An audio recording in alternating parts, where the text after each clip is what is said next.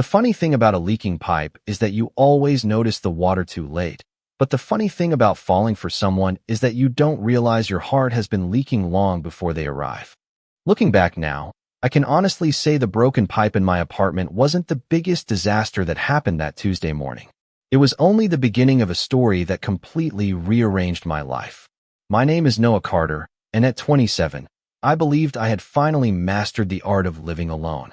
My apartment in Portland wasn't anything luxurious, just a quiet one-bedroom unit on the third floor of an aging brick building with squeaky hardwood floors, oversized windows, and plumbing that seemed older than the Constitution. I worked remotely as a graphic designer, which meant most days were spent behind two glowing monitors, drinking too much coffee, and pretending I wasn't lonely.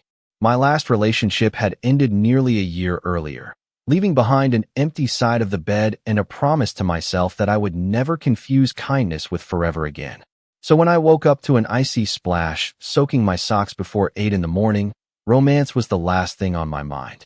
Water dripped steadily from the ceiling above the kitchen sink, splashing onto the countertop before spilling across the floor. Every few seconds another drop landed with an irritating little plink that echoed through the apartment like it was mocking me. I scrambled for towels, buckets, and every mixing bowl I owned before calling the emergency maintenance number taped to my refrigerator.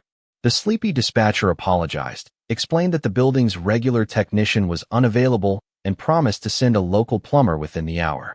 I thanked her, pulled on my oldest sweatshirt, and tried not to panic while watching my ceiling slowly surrender to gravity.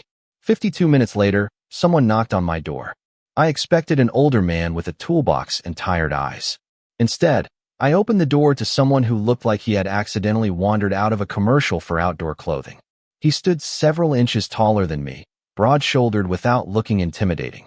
Wearing faded jeans, sturdy work boots, and a navy work shirt with the name Ethan stitched neatly above the pocket. Dark blonde hair curled slightly beneath a backward baseball cap, and warm hazel eyes sparkled with effortless confidence. He smiled as though we'd known each other for years. "You must be Noah," he said.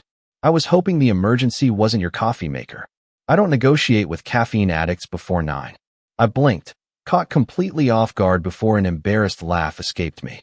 "It's the ceiling," I answered, stepping aside, although the coffee maker almost became collateral damage.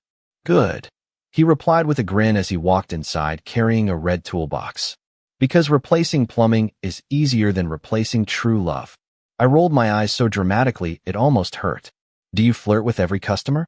Without missing a beat, he looked back over his shoulder and said, "Only the ones who answer the door looking like they haven't smiled enough this week."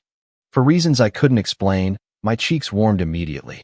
He hadn't said anything inappropriate. If anything, it sounded more playful than romantic. Yet something about the calm certainty in his voice unsettled the carefully constructed walls I'd spent months rebuilding. While Ethan inspected the leaking pipe above the kitchen cabinets, he kept humming an old country song completely off-key, occasionally making sarcastic comments about whoever had installed the original plumbing decades ago. I found myself laughing more than I had in weeks. It was ridiculous. He was just a plumber fixing a burst pipe. I had absolutely no reason to notice the way sunlight caught the dust floating around him or how naturally he filled the quiet apartment with warmth. At least, that's what I kept telling myself. The repair should have taken less than an hour, but somehow Ethan managed to stretch it into almost 90 minutes without ever slowing down his work. He replaced a cracked section of copper pipe, tightened every connection beneath the sink, and patiently explained why the building's aging plumbing seemed determined to create new surprises every few months. I barely understood half of what he was talking about, yet I found myself listening anyway because he had a way of making even the most ordinary things sound interesting. Before leaving, he turned on the faucet and watched the water flow smoothly for nearly 30 seconds before nodding with satisfaction.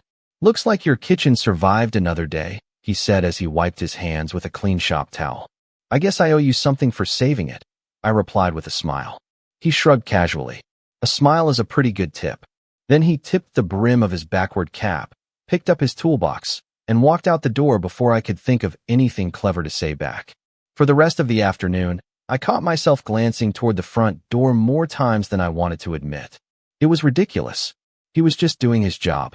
By the following Friday, I had almost convinced myself that the unexpected encounter had been nothing more than an amusing interruption to an otherwise predictable week. Then my bathroom faucet began making a strange rattling noise every time I turned on the cold water. I stared at it for nearly a full minute before calling building maintenance again. The dispatcher sounded almost apologetic. "We will send the same technician if he is available." I answered far too quickly. "That is fine." The moment I hung up, I realized how eager I had sounded. I blamed it on familiarity. Nothing more. 40 minutes later, there was another knock at my door. When I opened it, Ethan stood there holding the same red toolbox and wearing an amused grin. "Either your apartment misses me," he said, "or these pipes are inventing excuses for repeat visits."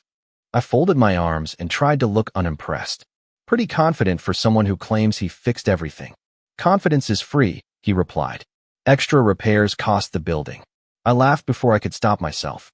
He stepped inside, immediately crouching beside the sink to inspect the noisy faucet. Within minutes, he diagnosed a worn valve that had probably been damaged long before the first leak. As he worked, we talked about everything except plumbing. He asked what kind of design work I did, and I admitted that I mostly created branding. Packages for small businesses. He nodded thoughtfully before saying, "So you help people look better than they think they do?" I shrugged. "Something like that." He tightened another fitting before glancing up at me. "That sounds familiar." "How?" I asked. "I spend my days fixing things people stop noticing until they break." "You spend yours helping people see value they forgot they had." His answer lingered in my mind long after the conversation moved on. When he finished replacing the valve, the rattling disappeared completely. He packed his tools, then paused at the doorway with one hand on the frame. "Try not to miss me too much before the next plumbing emergency." I raised an eyebrow. "You really assume there will be another one?" His smile grew even wider. "This building was built in 1958. I never bet against old pipes." After he left, I closed the door, leaned back against it, and quietly laughed to myself. For the first time in months, my apartment no longer felt quite as silent, and somehow that realization unsettled me far more than any leaking pipe ever could. The next week settled back into its familiar rhythm, or at least that was what I kept telling myself. My mornings began with coffee, client emails, and endless revisions of logos that somehow all needed to be more modern without changing anything. Yet every time my phone buzzed, a small part of me wondered if building maintenance was calling. It was absurd. I was not waiting for another plumbing problem. I was simply appreciating the fact that my apartment was finally working the way it should. At least that was the excuse I repeated every time Ethan unexpectedly crossed my mind. Then, on a rainy Thursday afternoon, my doorbell rang again. I frowned as I opened the door because I had not submitted another maintenance request. Ethan stood there holding a small cardboard tray with 2 coffee cups balanced perfectly in one hand. "Before you accuse me of breaking another pipe," he said with a grin. "Apartment 312 reported low water pressure. I have to shut off the building's water for about 20 minutes. I figured surprising you with coffee might make me slightly less unpopular." I stared at him for a moment before laughing. "You bribed me. I prefer the term customer appreciation program." He handed me one of the cups. "Medium latte. Extra vanilla." I looked down at it in surprise. "How did you know what I order?" Ethan shrugged as though it were obvious. "The little coffee shop across the street. Twice now I have seen you walk out holding the exact same cup." My eyebrows lifted. "You noticed that?" "I noticed lots of things." His answer was simple, almost casual, but something about the way he smiled afterward made my heart stumble for a second. We stood in the hallway while the rain tapped softly against the windows at the end of the corridor. The conversation drifted naturally from favorite restaurants to terrible movies, from childhood memories to the strange satisfaction of assembling furniture correctly on the first try. Time seemed to disappear. 20 minutes somehow became nearly 40 before his phone buzzed. He glanced at the screen and sighed dramatically. "Unfortunately, reality has remembered I have a job." "That is probably for the best," I teased. "People might start wondering why the plumber spends more time talking than fixing pipes." He placed one hand over his chest in exaggerated offense. "You wound me, Noah. My conversational skills are included at no extra charge." Over the next several days, our paths crossed more often than coincidence should have allowed. Once I spotted him helping an elderly resident carry heavy grocery bags upstairs, even though it clearly was not part of his work order. Another afternoon, I watched him kneel beside a little boy in the courtyard, patiently showing him how to tighten a loose bicycle pedal with a wrench that looked almost oversized in the child's tiny hands. The little boy laughed so hard that the sound echoed across the parking lot, and Ethan laughed right along with him. There was no audience, no reason to perform. That was simply who he was. It completely contradicted the first impression I had formed of him as nothing more than a charming flirt. One Saturday morning, I left my apartment to pick up breakfast and nearly bumped into him outside the front entrance. He held the door open with one hand and smiled. Good timing. I was just about to recommend the bakery around the corner. Funny, I replied. That is exactly where I am going. He pretended to think for a moment before saying, well, I guess fate is trying really hard to save us both from eating alone. My pulse quietly betrayed me, because for the first time I realized I was no longer wondering whether Ethan flirted with everyone. I was beginning to wonder what it would mean if he did not. Saturday mornings had always been my favorite because the city seemed to breathe a little slower. The sidewalks filled with people carrying fresh bread instead of briefcases, neighborhood dogs pulled their owners toward the park, and every corner coffee shop overflowed with conversations that had nowhere urgent to be. Ethan and I ended up walking to the bakery together, neither of us acknowledging that what started as a coincidence had quietly become something we both seemed willing to extend. We ordered pastries, found an empty bench beneath a maple tree across the street, and spent nearly an hour talking about everything except work. I learned that he grew up in a small town outside Eugene, where everyone knew everyone else's business by lunchtime. He laughed while telling stories about helping his grandfather fix old farm equipment long before he was old enough to drive. He used to say that everything worth keeping eventually needs repairs, Ethan said, turning his coffee cup slowly between his hands. I guess I never forgot that. I smiled. That sounds like something my dad would have written on a sticky note and put on the refrigerator. Was he handy too? Ethan asked. I looked down at the sidewalk before answering. Not really. He was a high school art teacher. He believed you could solve almost every problem with enough patience and a box of colored pencils. Ethan laughed softly. I like him already. For a second, I almost answered without thinking, but the words caught in my throat. He passed away about 6 years ago. Ethan's smile faded, replaced by quiet understanding. He did not rush to fill the silence with empty sympathy. He simply nodded. I am sorry. Noah. Those 3 words sounded more sincere than dozens of speeches I had heard over the years. We sat quietly while a gentle breeze scattered a few golden leaves across the sidewalk. Somehow the silence did not feel awkward. It felt comfortable, safe. After a while, Ethan spoke again, his voice calm and thoughtful. My parents are still around, but my mom says she worries about me because I work too much. I smiled faintly. Does she tell you that every week? Every Sunday. He laughed. Usually while trying to send me home with enough leftovers to feed a family of 6. I shook my head. That sounds nice. Ethan studied my face for a moment before asking carefully. Can I ask you something? Sure. When we first met, you looked like someone carrying a backpack full of invisible bricks. You smile a lot more now. What changed? His question caught me completely off guard. I stared into my coffee for several seconds before answering honestly. I used to think if I loved someone enough, they would eventually choose me the same way. Ethan remained silent, giving me room to continue. I spent 5 years with someone who slowly stopped showing up even while we were still together. Every canceled dinner, every forgotten birthday, every promise that turned into another excuse made me believe I simply was not enough. By the time it ended, I had forgotten what it felt like to expect someone to stay.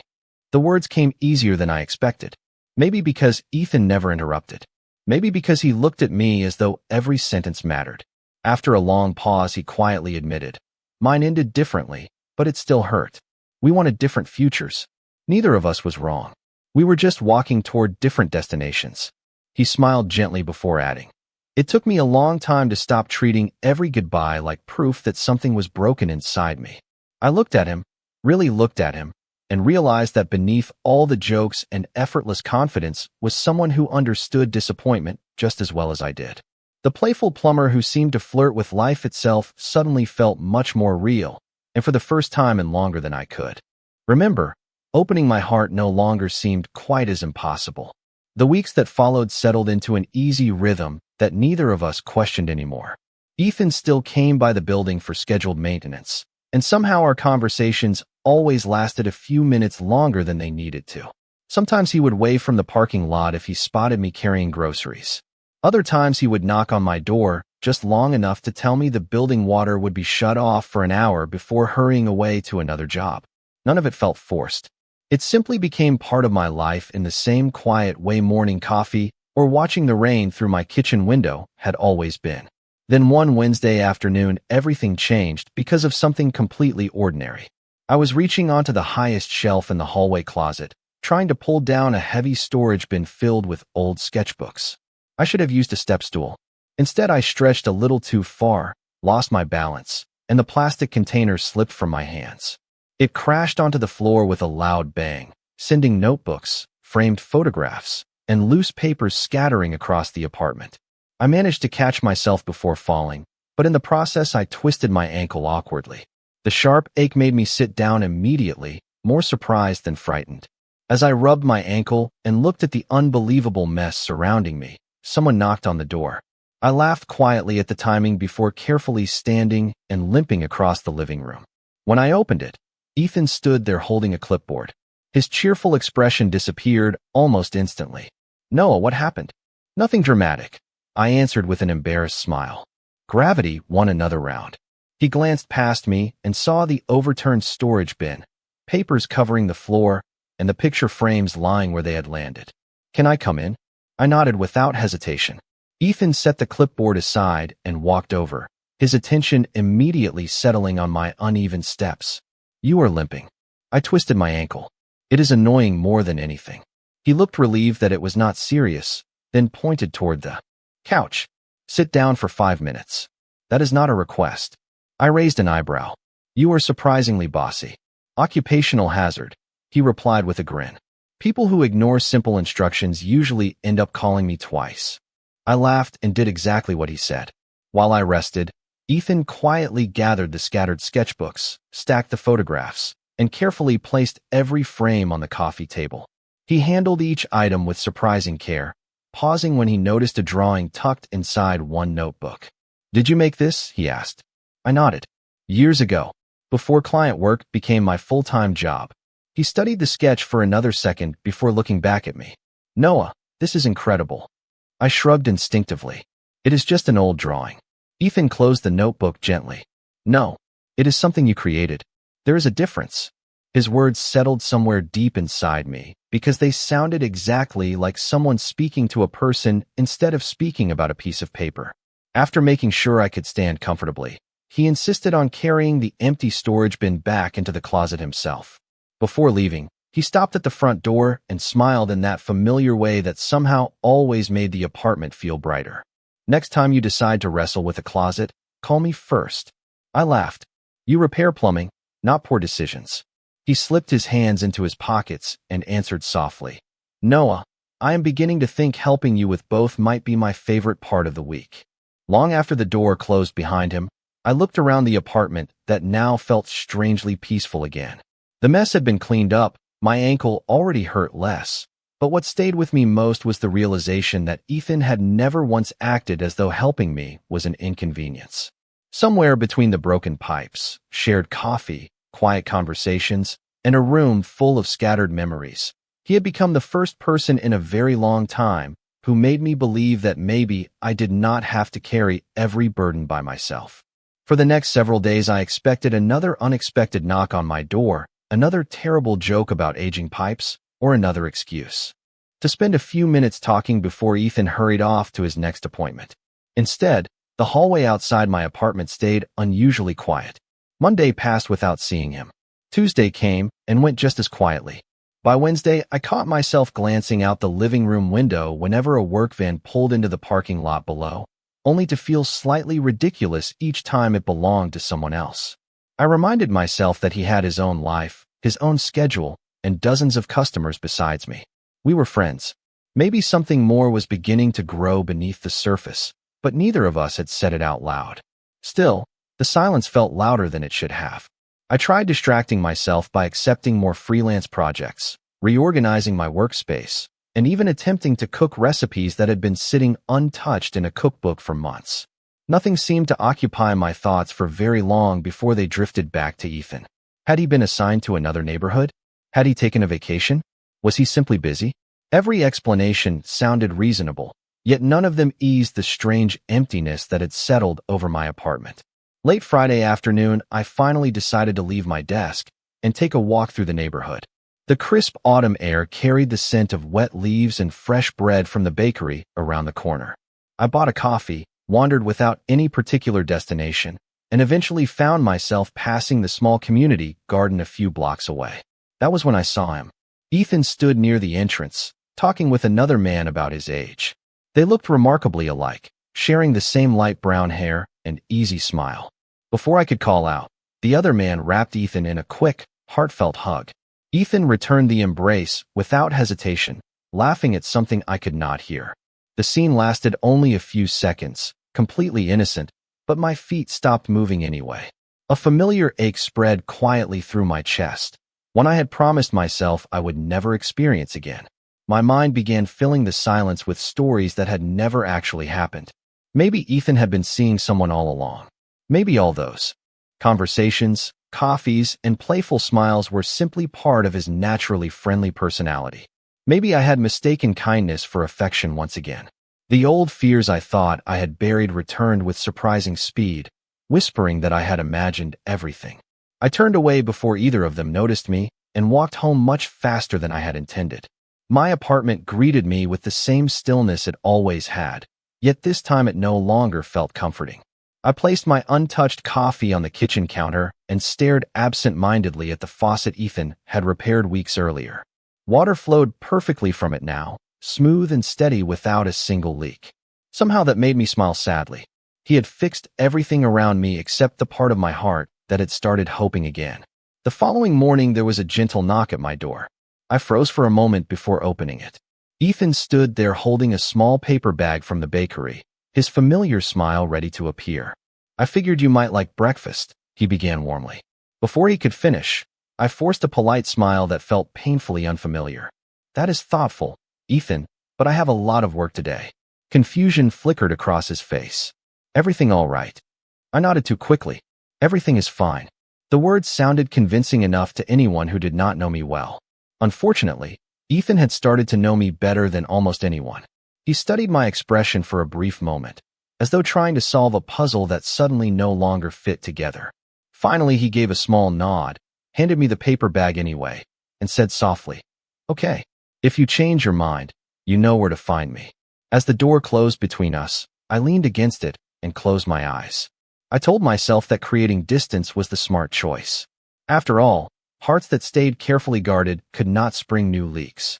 At least that was what I desperately wanted to believe. Monday arrived with gray skies and a steady drizzle that blurred the city into soft shades of silver. I buried myself in work, determined to prove that avoiding Ethan had been the right decision. Every email I answered, every design revision I completed, and every cup of coffee I finished became another excuse not to think about the disappointment I had imagined for myself. Yet every time footsteps echoed past my apartment door, I instinctively looked up. Hope, I was beginning to learn, was remarkably stubborn. Late that afternoon, my phone buzzed with an unfamiliar number. I almost ignored it before curiosity won. "Hello." I answered cautiously. "Noah." Ethan's familiar voice came through the speaker, sounding hesitant for the first time since we had met. "I hope I am not interrupting." I stared out the rain-speckled window without answering immediately. "No, you are not." He exhaled quietly. "Can I ask you something honestly?" "Go ahead. Did I do something wrong?"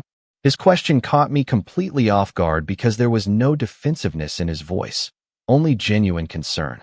I searched for an easy answer, something polite that would end the conversation quickly, but none of the words felt true.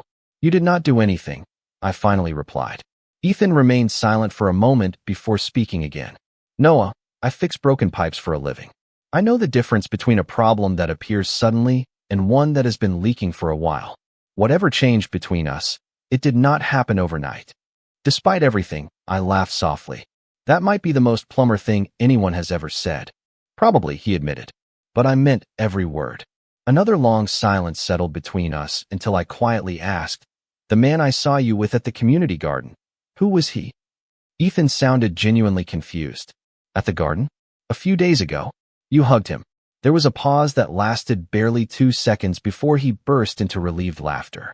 Noah, that was my younger brother, Liam. I blinked. Your brother? Yes. He drove up from Eugene because he finally got accepted into nursing school. I had not seen him in over 2 months.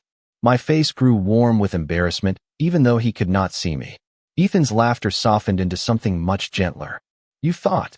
I know what I thought, I admitted quietly. And now I feel ridiculous. Do not. His voice became calm again. If our positions had been reversed, I probably would have wondered too. I leaned against the kitchen counter, letting out a slow breath I did not realize I had been holding for days. I should have asked instead of assuming. Maybe, Ethan replied. But I probably should have told you more about my family too. We both laughed awkwardly before another comfortable silence settled over the call. Finally, Ethan spoke, slower this time, as though carefully choosing every word. Can I tell you something else? Of course. From the first morning I knocked on your apartment door, I noticed the way you tried to smile even when you looked exhausted. Every time I found another excuse to stop by, it was never because I needed another work order. It was because I hoped I might get to see you again. My heart seemed to stop listening to everything except his voice. Noah, he continued gently. I was never flirting out of habit.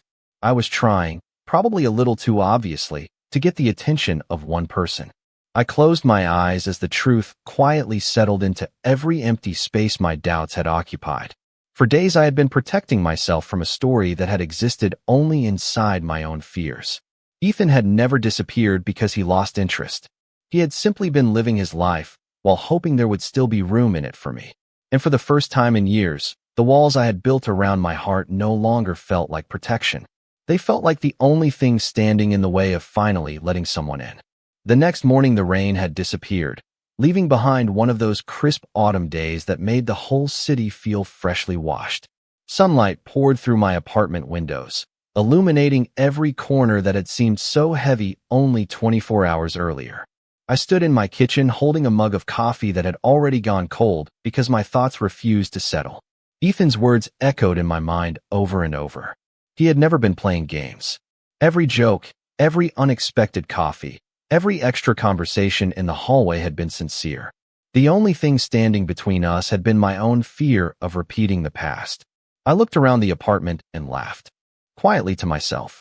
It seemed strangely fitting that the place where everything had started was also the place where I had hidden from my own feelings. I picked up my keys, slipped on my jacket, and walked out before I could convince myself to stay home. The maintenance office was only a few blocks away. As I approached the small brick building, I noticed several service vans parked outside. Mechanics moved equipment from one truck to another while office staff carried clipboards between the garage and the front entrance. I hesitated for a second before walking inside. A woman behind the reception desk smiled politely. Can I help you? I am looking for Ethan Brooks, I said, trying to sound calmer than I felt. Her smile softened. You just missed him by a few minutes. He is delivering supplies across town before heading to another appointment. My heart sank. Do you know where? Before she could answer, a familiar voice called from behind me. Noah. I turned around so quickly that I almost dropped my keys. Ethan stood in the open garage doorway carrying a small toolbox, looking just as surprised to see me as I was to see him. For a moment, neither of us spoke. Then he walked over with that same warm smile that had first appeared outside my apartment weeks earlier. I was actually on my way to see you after work, he admitted. I laughed softly. Looks like I saved you the trip. He studied my face carefully. Everything okay? I nodded. Better than okay. Taking a slow breath, I decided there was no point hiding behind careful words anymore.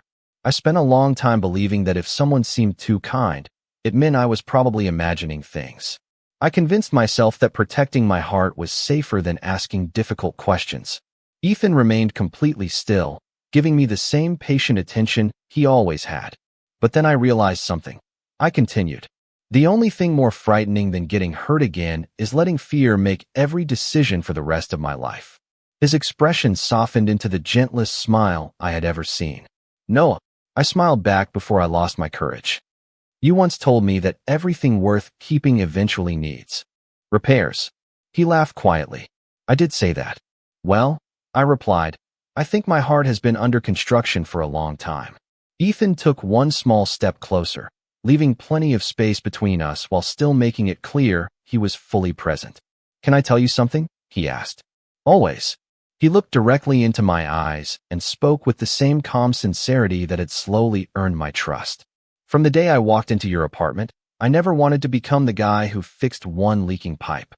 I wanted to become the person you felt comfortable calling whenever life became overwhelming, whenever something broke, or whenever nothing at all was wrong, and you simply wanted someone beside you." I felt my eyes sting with unexpected emotion, not because of grand declarations, but because every word sounded honest. I laughed through the emotion and shook my head. "That might be the best line a plumber has ever delivered." Ethan grinned.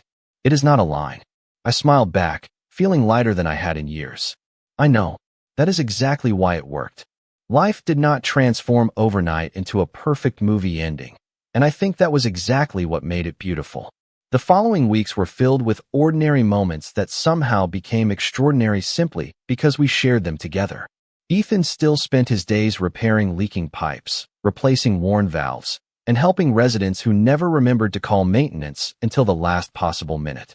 I continued designing logos, illustrations, and branding projects for my apartment, although I noticed I smiled at my computer screen much more often than I used to. Instead of wondering whether someone would stay, I found myself looking forward to the sound of Ethan's truck pulling into the parking lot after work. Some evenings we walked to the bakery before it closed and argued over which pastry deserved the title of Portland's best. Other days we explored neighborhood bookstores, visited weekend farmers markets, or simply sat on the same park bench where we had first begun sharing pieces of our past. There was nothing dramatic about those afternoons, yet they slowly became the memories I treasured most. Winter eventually gave way to spring, and with it came another surprise. My apartment building announced a major renovation project that would finally replace the outdated plumbing system once and for all. The residents celebrated. Ethan pretended to look personally offended. "So that is it?" he joked one afternoon while inspecting the basement. "Your building is replacing me." I laughed. "I somehow doubt that." He placed one hand over his heart with exaggerated relief. "Good. I was worried my favorite customer was about to become unemployed." "Favorite customer?" I teased. "I thought your customer appreciation program included everyone." Ethan smiled, the same familiar smile that had once made me question everything. "Not anymore." A few months later, we found ourselves standing inside a small, older house on a quiet tree-lined street. The place needed work. The kitchen cabinets were outdated, the floors squeaked even louder than my apartment's, and every bathroom fixture looked as though it had survived several decades of determined use. Most people would have walked away. Ethan looked around with bright eyes and whispered, "This place has good bones." I laughed because those were exactly the words I had expected him to say. "You are already planning repairs, are you not?" "Absolutely," he admitted, "but only because it deserves another chance." I looked around the sunlit living room before quietly replying, "Maybe that is why I like it too." Over the next several weekends, we painted walls, assembled furniture, planted flowers beneath the front windows, and watched the empty house slowly become a home. Ethan repaired every faucet, every pipe, and every stubborn hinge that refused to close properly. I filled the walls with framed artwork that had spent years hidden inside storage boxes. Every improvement felt less like fixing something broken and more like giving forgotten things the opportunity to be appreciated again. One evening, after finishing the final shelf in the living room, we stood together in comfortable silence, listening to the gentle sound of water running through the brand-new kitchen faucet. It flowed smoothly without hesitation, clear and steady, just as it should. I smiled and looked at Ethan. "Do you remember the first day you knocked on my apartment door?" He laughed. "You looked convinced I was about to flood the place." "Honestly, I was more worried about the ceiling than anything else." He smiled warmly. "And now?" I reached for his hand without thinking, something that had become as natural as breathing. Now I realized the broken pipe was never the most important repair. Ethan squeezed my hand gently before answering, "No." I shook my head with a smile that felt lighter than any I had ever known. "The most important repair happened quietly. One conversation, one laugh, one unexpected cup of coffee, and one act of kindness at a time. You never just fixed my apartment. You helped me believe that a heart can trust again." Ethan's eyes softened as he looked around the home we had built together. Outside, Spring sunlight poured through the windows, filling every room with warmth. Inside, for the first time in a very long time, nothing felt unfinished anymore.